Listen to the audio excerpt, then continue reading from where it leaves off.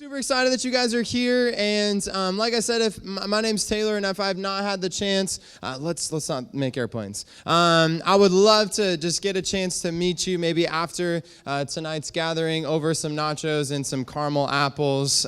So what we're gonna do now is we're gonna jump into the Bible. We've been taking the last couple weeks to look through the 23rd chapter of this book in the Bible called Psalms. And so if you take like the middle of a paper Bible, or you take a paper Bible and you kind of like grab the middle of it and open it, chances are you will turn to the book of Psalms. And so we've been talking about this idea and this theme of peace. And so if you have a quarter sheet, there should be a quarter sheet at the end of the row that you're sitting in, and if you wouldn't mind the person that's closest to it just passing it to the other people in your row.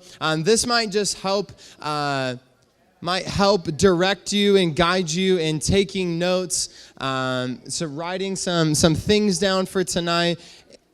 And I don't think necessarily that I'm gonna say anything amazing, but I honestly believe that you're going to glean so much wisdom from this chapter, just reading this chapter, and in a few minutes when we jump into some small groups to just have a dialogue about what does this mean for our lives. And the title of tonight's message is this: Goodness and Mercy.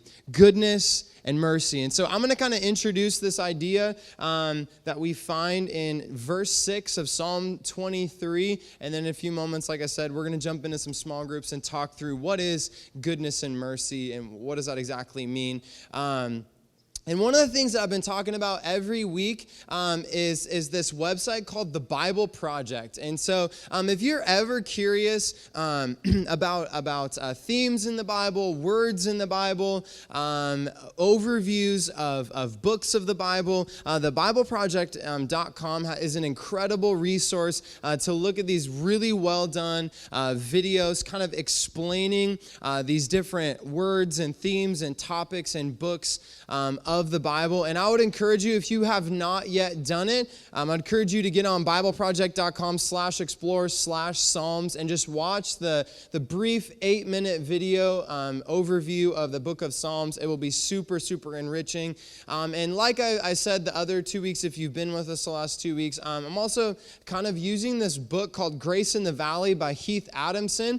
And if you want to pick this book up to kind of go even deeper into Psalms 23, even deeper than what we have been covering over the last couple weeks, I would encourage you to buy this book. You can jump online, just Google Grace in the Valley, Heath Adamson. I believe it's about $10, and it is totally worth your $10. And another thing in this short series that we've been talking about, we've been asking a couple questions, and we're trying to explore like this tension between what we experience in our lives and what we read about God in our Bibles. And so we've been asking these questions. How do we find rest for our souls in the midst of uncertainty and very unsettling times?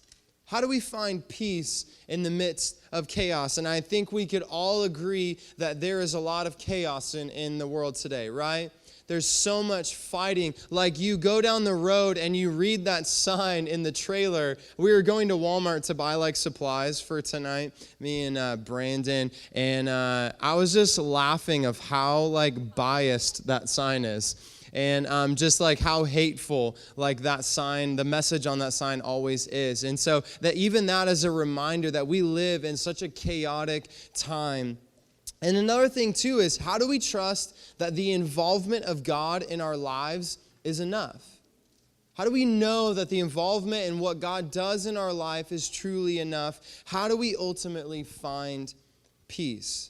So as we jump into week 3, the final week of these series, I want to read for the last time, hopefully not the last time in your life, but the last time in this sermon series, Psalm 23 in its entirety. And it goes like this, and it's going to be on the screen behind me. I need to make sure I don't like touch my nose, because is there still sunscreen there? Is it like, it's not like soaked in yet? It's thick? 2 C's? Yeah. So Psalm 23, It goes like this. It says, "The Lord is my shepherd, I shall not want. He makes me lie down in green pastures. He leads me beside still waters.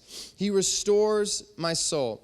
He leads me in paths of righteousness for his name's sake. And even though I walk through the valley of the shadow of death, I will fear no evil, for you are with me. Your rod and your staff, they comfort me. You prepare a table before me in the presence of my enemies. You anoint my head with oil. My cup overflows." Verse 6, "Surely goodness and mercy shall follow me all the days of my life, and I shall dwell in the house of the Lord forever."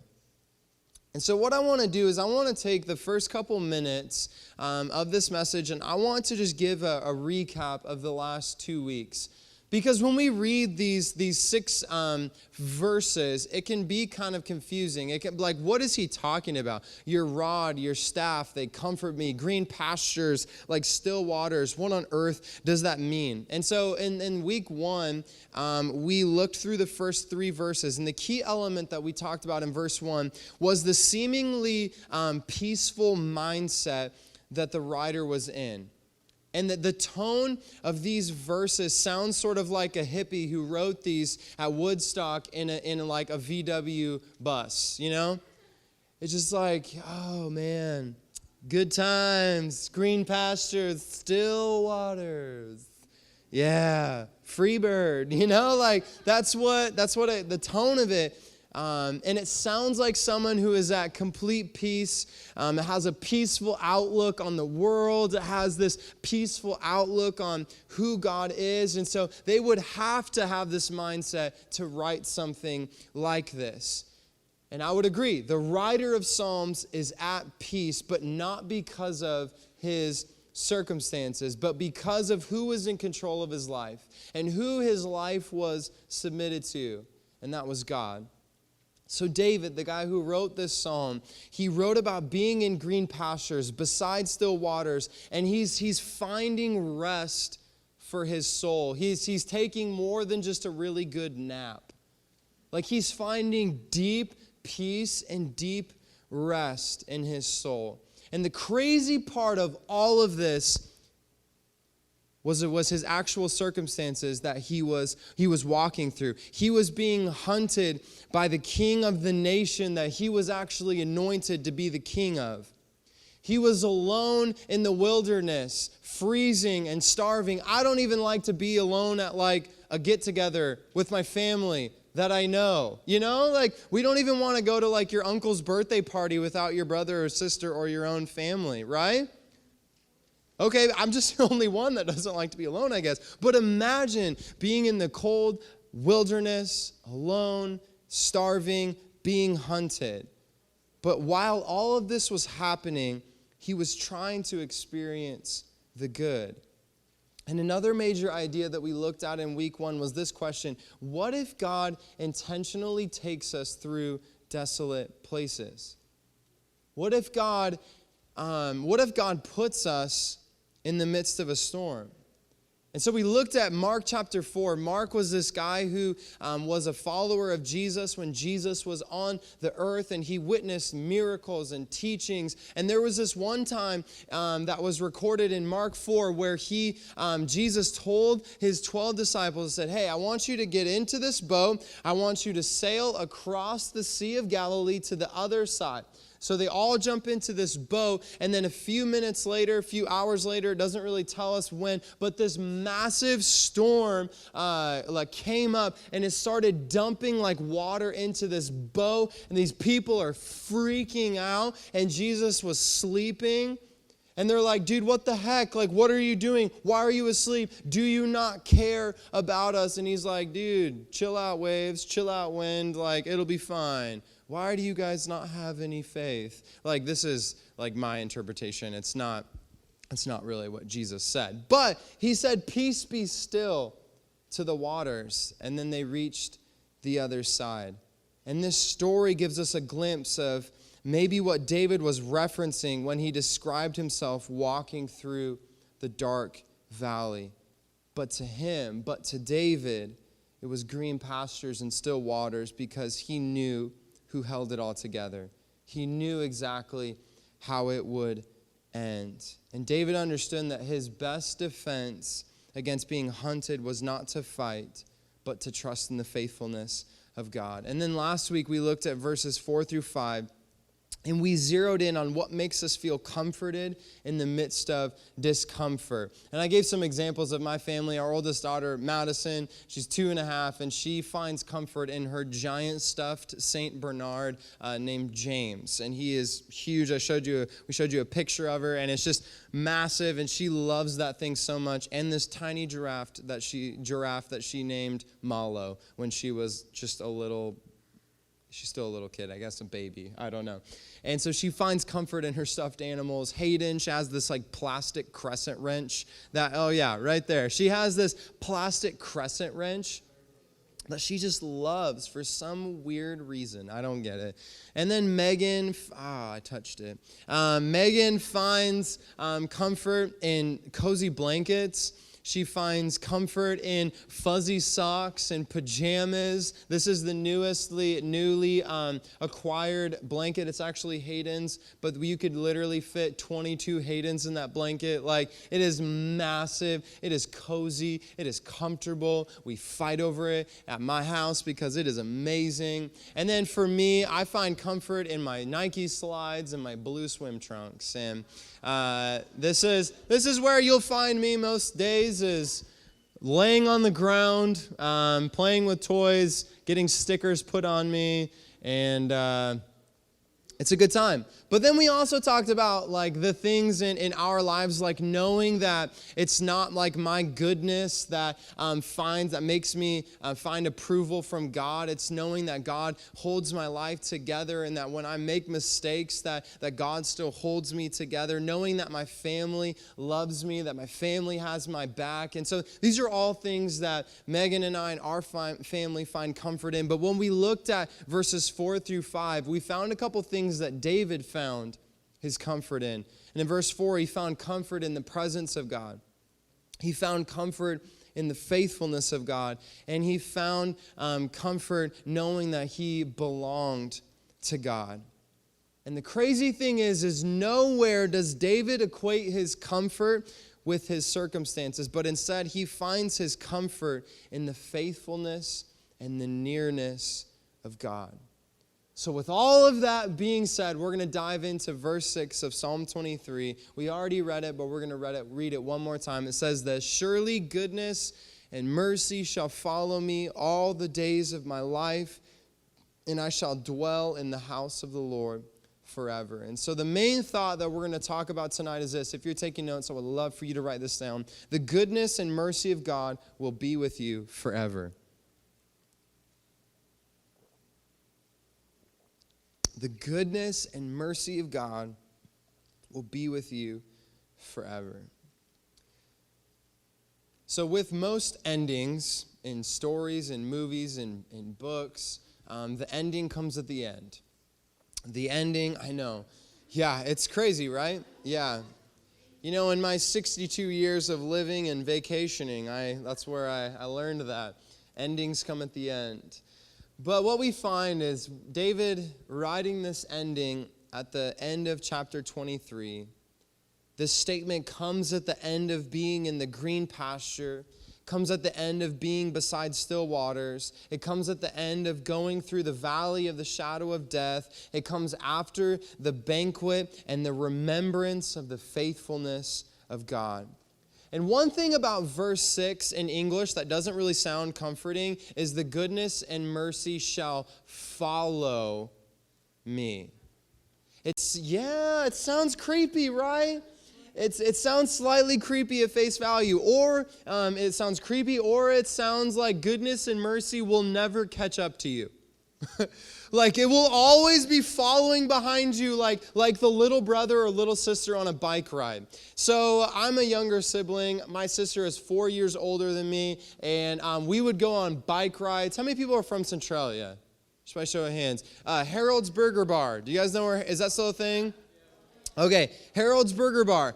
We lived out in the country in Centralia, and so it was like a privilege to go with my dad to ride our bikes to Harold's Burger Bar. And my sister, there's my dad right there. And so we're talking about Harold's Burger Bar, going on bike rides. And so I remember one time my dad said, Taylor, you can't go this time. It's just going to be me and your sister. And I remember sitting on the swing set, bawling my eyes out because I wanted to go. Do you want to know why he said I couldn't go? It's because I couldn't ride my bike more than 10 feet without itching. Like, it's the weirdest sounding thing, but I'd be like, I just like always, I don't know if it's like a nervous thing or I don't know, like I always was like, I'd ride and I'd itch. And so it's just like I was always lagging behind. So if I was goodness and mercy trying to catch my sister and my dad, I would never catch them. They would never be able to experience goodness and mercy. I know that I wouldn't find comfort, and this is my translation of this. Surely goodness and mercy shall never be able to catch up to me ever, and will also be always behind me. When we read that, like, we don't find that much comfort, right? So why did David write it? So why did David put this as like the capstone of Psalm 23? And something in the English language, it's this word follow. That isn't a very good translation. And I'm no like scholar, theologian or anything. So I just went on Google and I typed in Psalm 23, verse 6, like Hebrew or something like that. And so basically what will pop up is it'll pop up every single word that's used in Psalm 23, verse 6, and it will give you like a link to the original language. And so I clicked on that link, and the original language, the original Hebrew word for follow is, I'm not going to pronounce it because I can't really pronounce it, but it's defined like this: to pursue, put to flight, chase, dog, I don't know what dog means, attend closely upon. Maybe you could think of it as like a dog chasing you on the bike, I don't know. But that's terrifying. Like, even if that thing is 6 pounds and it is barking and chasing you on a bike, there's like shivers going up your body. Like, what if it gets me? You know, it's going to eat me alive. And you're like, dude, just kick it in the face. Like, it'll be fine. But I like to think of it this way. I almost touched my nose. Gosh, this is so annoying. But I read, as I was studying Psalm 23, verse 6, I came across this article and this illustration to illustrate goodness and mercy following you, pursuing you. Okay, so I want you to picture with me going on vacation, okay? You're with me, obviously, because I'm on vacation right now. And you got sunscreen on your nose, you got your khaki shorts, your fanny pack with snacks in it. I have sunscreen, I got chapstick, a couple hair ties, a couple mints, I'm ready to go. But you wake up in your hotel, and then you start to go, maybe you're going to Disneyland, maybe you're going to Knott's Berry Farm, maybe you're going to Hawaii. So you wake up eagerly, you jump into your car, you get all of your luggage into your car, and you start driving down the freeway. And then all of a sudden, something pops up in your rearview mirror, and it's red and blue lights. Yeah, unfortunately, St. Nick is not behind you. Red and blue lights mean one thing.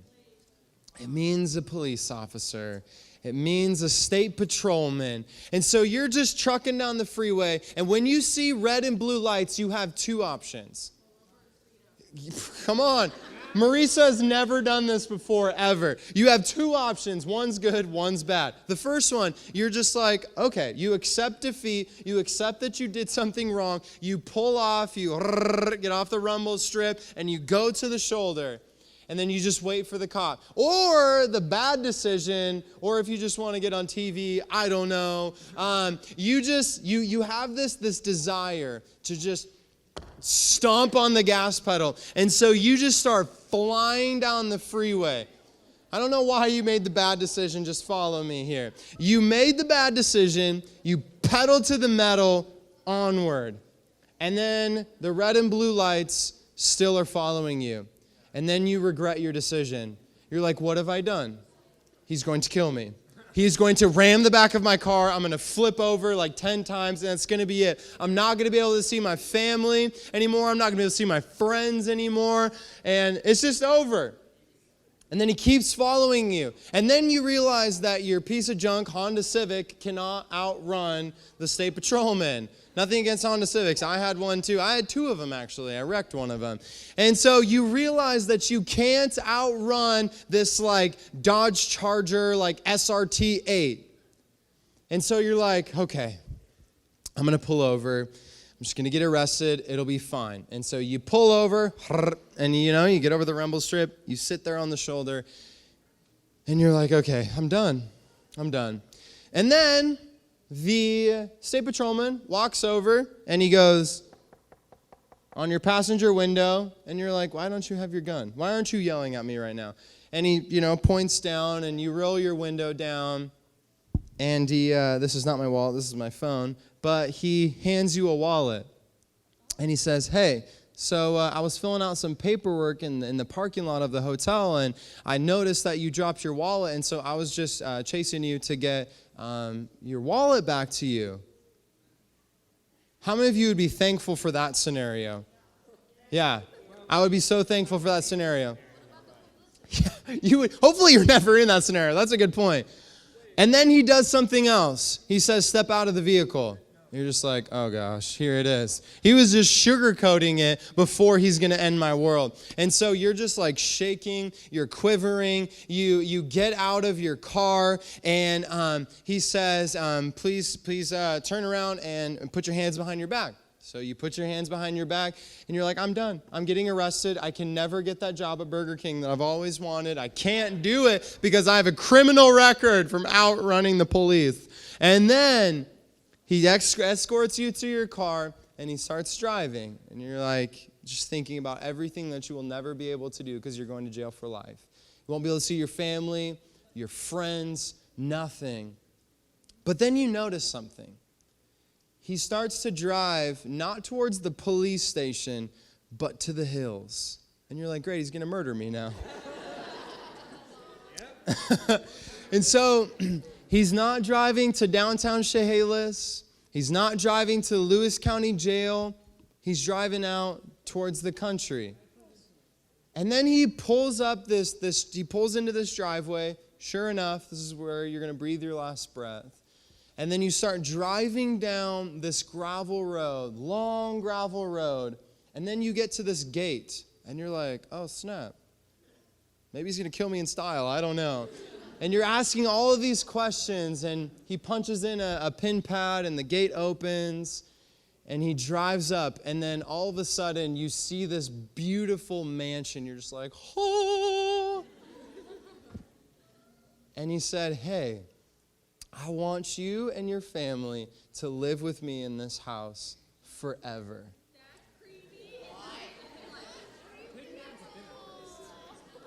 But, yeah, that does sound kind of creepy now that I say it out loud.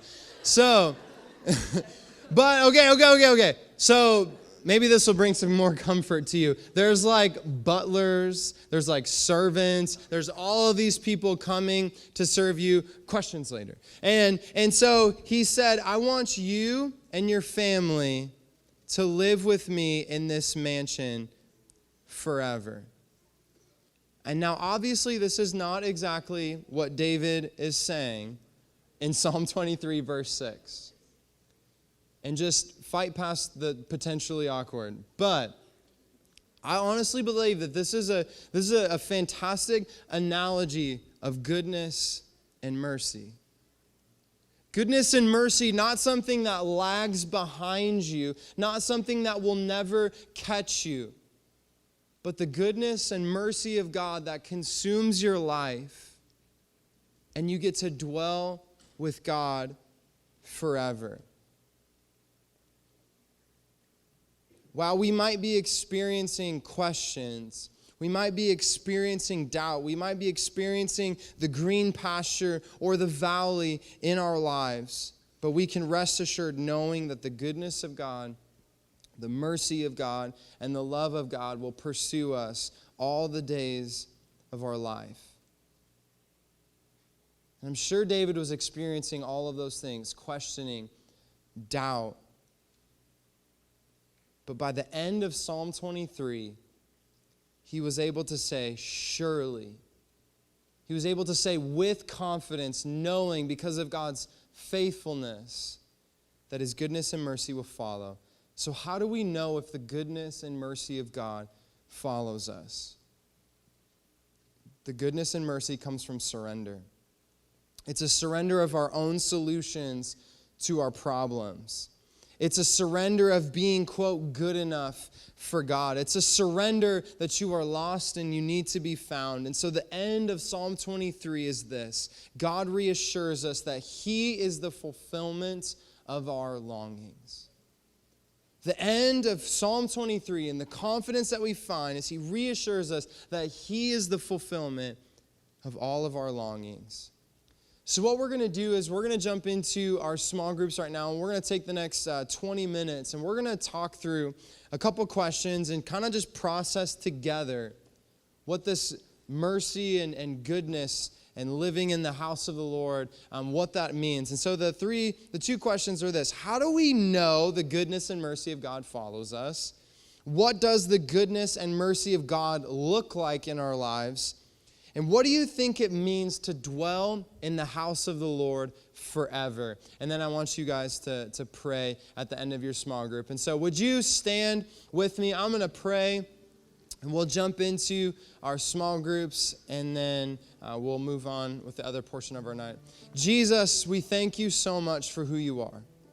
Jesus, we thank you that your goodness and that your mercy follows us, that when we surrender ourselves to you, in the midst of the pain and the doubt that we experience on a daily basis, even when we are running from you, full speed ahead, your goodness and your mercy pursues us. And you desire to be with us, your creation. So Jesus, I pray that you would continue just to guide this conversation tonight. In your mighty and powerful name we pray. Amen.